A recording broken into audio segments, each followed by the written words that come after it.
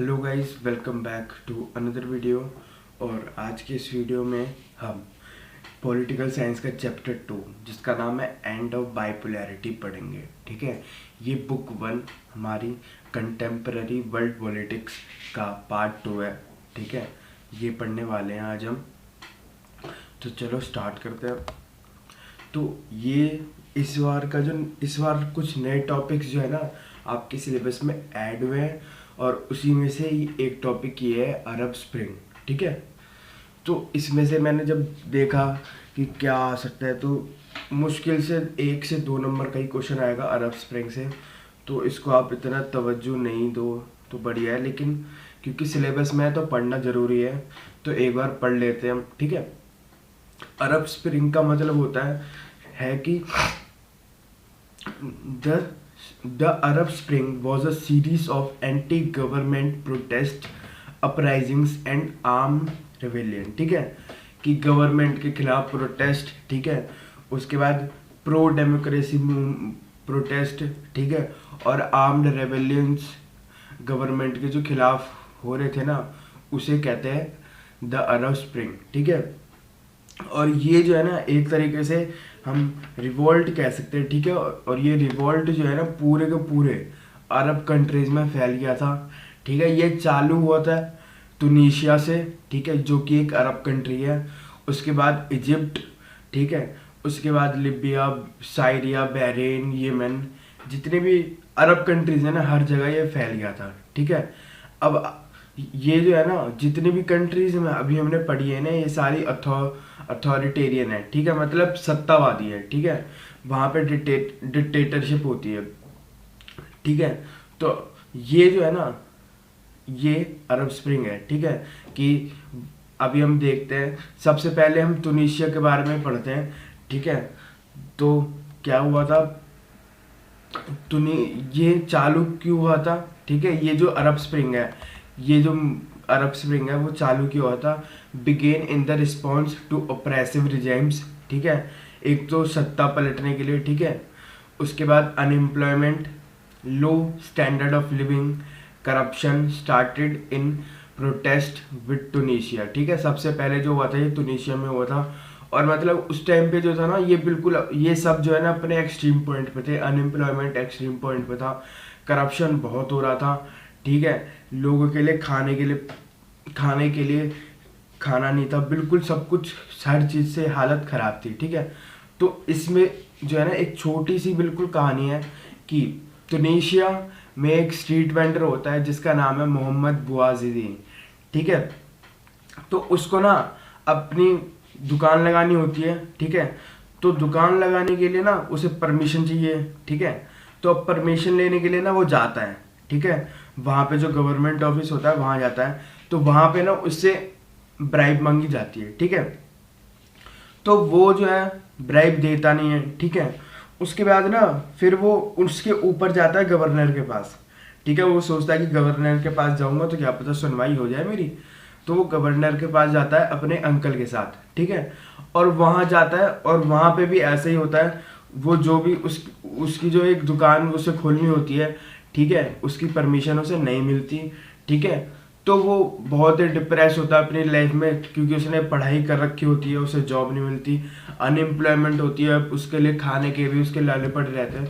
तो इतना डिप्रेस होता है, फ्रस्ट्रेटेड होता है कि वो जो गवर्नर ऑफिस जाता है ना, तो जब गवर्नर भी मना कर देता है उसे परमिशन देने से, उसकी बात नहीं सुनता, तो वो गवर्नर ऑफिस से बाहर निकलता है और अपने आप को, ठीक है, आग लगा लेता है।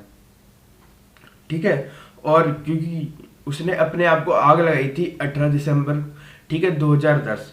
तो 2010 में इंटरनेट के वाइड स्प्रेड भी हो चुका था बहुत अच्छे तरीके से, तो लोगों ने उसकी वीडियो बना ली, या फिर आप कह सकते हो कि उसकी क्लिप्स बनाई गई और पूरे इंटरनेट पे उसको वो वायरल हो गई। तो इस वजह से है ना एक तो तुनिशिया को हर जगह क्रिटिसाइज किया गया।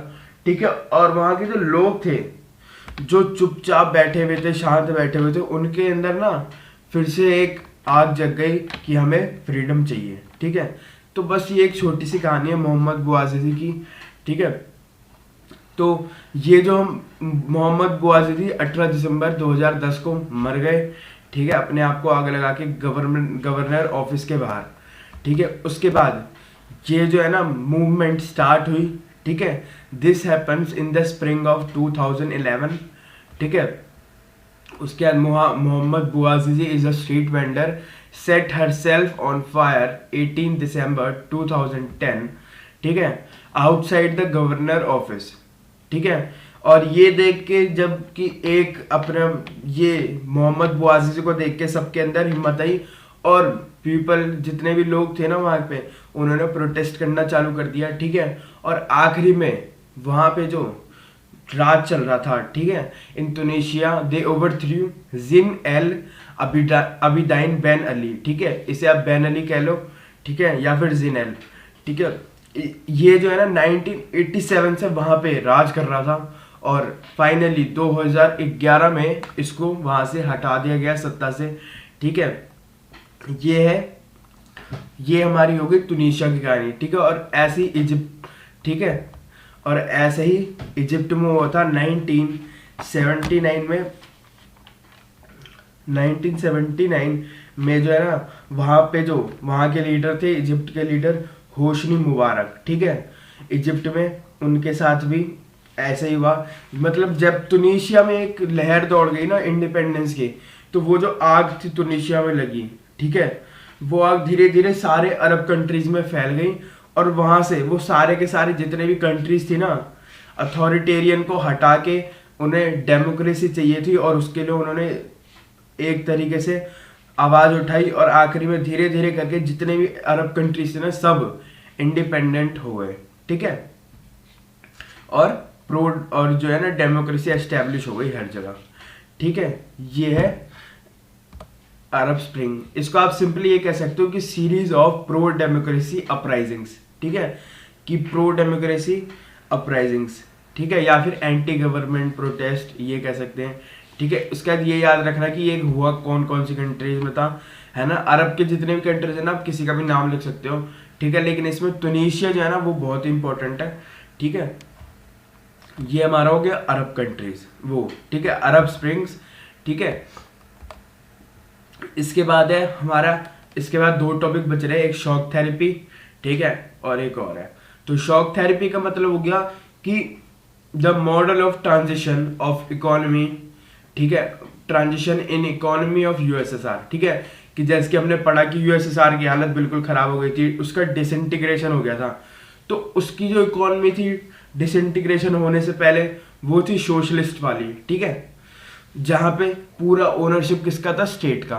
ठीक है, लेकिन जब डिसइंटीग्रेशन हो गया तो वो जो सोशलिस्ट वाला सिस्टम था ना उसको बदल दिया कैपिटलिस्ट में, और इसी को जो है ना शॉक थेरेपी कहा जाता है। ठीक है, model of transition in economy of USSR. ठीक है, फ्रॉम सोशलिस्ट टू कैपिटलिस्ट। ठीक है, ये इन्फ्लुएंस्ड हुआ था, influenced by world Bank and IMF. ठीक है, ये हो गया हमारा। ठीक है, और इस टाइम पे largest garage sale in history, इसको जो है ना लार्जेस्ट गैरेज सेल भी कहा जाता है शॉक थेरेपी के बाद ये जो सेल हुई थी। ठीक है, इसमें क्या हुआ था कि मतलब जितने भी कंपनीज थे ना, जैसे कि कोई चीज 100 रुपए की है, ठीक है, तो वो 100 रुपए की चीज सीधे 5 रुपए में बेच दी गई। ठीक है, अगर किसी कंपनी की वैल्यू 100 रुपए की है तो वो सीधे 5 रुपए में बेच दी गई। ठीक है, जब ये हो रहा था गैरेज सेल, ठीक है, तो इसके लिए जो है ना पूरे वाउचर्स बनाए गए, और जितने भी वो अपने कंट्री के लोग थे ना उनके, ठीक है, जो उनके सिटीजन्स थे उन सिटीजन्स में बांट दिए गए वाउचर कि तुम सब आओ और ये जो गैरेज सेल है इसमें मतलब सामान खरीदो, जो करना है, ठीक है, खरीदो। लेकिन इन्होंने इतने मतलब खराब हालत हो गई थी लोगों की कि उन्होंने क्या किया, वो जितने भी वाउचर्स थे ना, वो जो मिडिल वो माफिया क्लास थे, ठीक है, उन माफियाज को दे दिया, और सिर्फ कुछ पैसों के बदले, क्योंकि ब्रेड भी खाने की उनकी बस की नहीं थी, क्योंकि ब्रेड भी बहुत महंगा था। ठीक है, ये हो गया गैरेज सेल। ठीक है, और शॉक थेरेपी का मतलब होगा model of transition in economy of USSR from socialist to capitalist, और ये जरूर लिखना कि influenced by the World Bank and IMF. ठीक है, उसका फीचर्स ऑफ शॉक थेरेपी, ठीक है, या फिर हम कह सकते हैं कि एडवांटेज क्या हो रहे थे, क्या थे शॉक थेरेपी के। ठीक है। तो एक तो प्राइवेटाइजेशन ऑफ स्टेट ओनरशिप, ठीक है, प्राइवेटाइजेशन हो जाती, ठीक है, जितने भी स्टेट की चीज थी ना, ठीक है, जिसका पहले जितनी भी चीज थी जिसका राइट सिर्फ स्टेट को था, वो सारा का सारी चीजें प्राइवेट हो जाती, ठीक है। Private ownership is a dominant form of ownership, ठीक है। उसके बाद कैपिटलाइजेशन के बाद क्या होता कि सिर्फ एक ओनरशिप बचती, वो थी प्राइवेट, ठीक है। उसके बाद private farms instead of collective farms, जहां सोशलिस्ट गवर्नमेंट में कलेक्टिव फार्म्स चलते थे वहां प्राइवेट फार्म्स हो जाते हैं, ठीक है। उसके बाद एडॉप्ट फ्री ट्रेड सिस्टम, ठीक है, एक फ्री ट्रेड सिस्टम होता, ठीक है। और उसके बाद म्यूचुअल एक्सचेंज ऑफ करेंसी, ठीक है, कि लोगों की अपनी समझ से, ठीक है, म्यूचुअल एक्सचेंज ऑफ करेंसीज। उसके बाद हर चीज के जैसे हम पढ़े ही हैं, ठीक है, कॉन्सिक्वेंस होते हैं, जैसे कि डिसइंटीग्रेशन ऑफ, वो consequences of disintegration of USSR, disintegration of USSR के क्या क्या कॉन्सिक्वेंस थे ये पढ़े हमने। तो वैसे ही शॉक थेरेपी के क्या कॉन्सिक्वेंस हुए यूएसएसआर पे ये पढ़ते हैं हम, ठीक है। तो रशिया का जो इंडस्ट्रियल स्ट्रक्चर था ना वो बिल्कुल ही कोलैप्स हो गया, ठीक है, किसी भी लायक बचा ही नहीं जो उसका इंडस्ट्रियल स्ट्रक्चर था, ठीक है। उसके बाद वहां की जो करेंसी थी रूबल, ठीक है, उसका डाउनफॉल हो गया, ठीक है, उसकी वैल्यू बहुत ही गिर गई, वो कागज की तरह घूम रहे थे इधर से उधर, क्योंकि म्यूचुअल जो ट्रस्ट था ना लोगों का वो भी हट चुका था, ठीक है। इसमें ये जो म्यूचुअल एक्सचेंज ऑफ करेंसीज है ना ये भी बहुत इंपॉर्टेंट रोल था, ठीक है। और उसकी वैल्यू भी बहुत गिर गई, ठीक है। जहां पहले आप एग्जांपल के साथ देख सकते हो कि जहां पहले सिर्फ 10 रुपए का ब्रेड आता था वो ब्रेड सीधे 1000 रुपए का हो गया, ठीक है, सिर्फ इन्हीं रीजनों की वजह से, ठीक है। Systems of social welfare destroyed, ठीक है, जब सोशलिस्ट की आइडियोलॉजी थी, ठीक है, तो वहां पे एक सिस्टम ऑफ सोशल वेलफेयर था, ठीक है, लोगों के लिए सरकारी चीजें थी, सब कुछ था, वो जो था ना वो बिल्कुल ही खत्म हो गया था शॉक थेरेपी के अंतोरे, शॉक थेरेपी होने की वजह से, ठीक है। उसका इकोनॉमिक डिस्पैरिटी इंक्रीज, ठीक है, मतलब जो आर्थिक वो था ना लोगों के बीच में डिफरेंस वो बढ़ गया था, ठीक है। इससे क्या हुआ कि गरीब जो था ना वो और गरीब हो गया, बहुत गरीब हो गया, और अमीर जो था ना वो एक तरीके से और अमीर हुआ, ठीक है। उसके बाद कौन फूड के वो शॉक थेरेपी की वजह से फूड क्राइसिस हुआ पूरे हर देश में, जितने भी वहां पे 15 रिपब्लिक्स थी, ठीक है। उसके बाद एक जो नया क्लास सामने आया उस टाइम पे वो था माफिया क्लास, ठीक है। ये हो गए हमारे कॉन्सिक्वेंसेस ऑफ शॉक थेरेपी। अब उसके बाद ये हमारा लास्ट चैप्टर है India and the post communist country, ठीक है।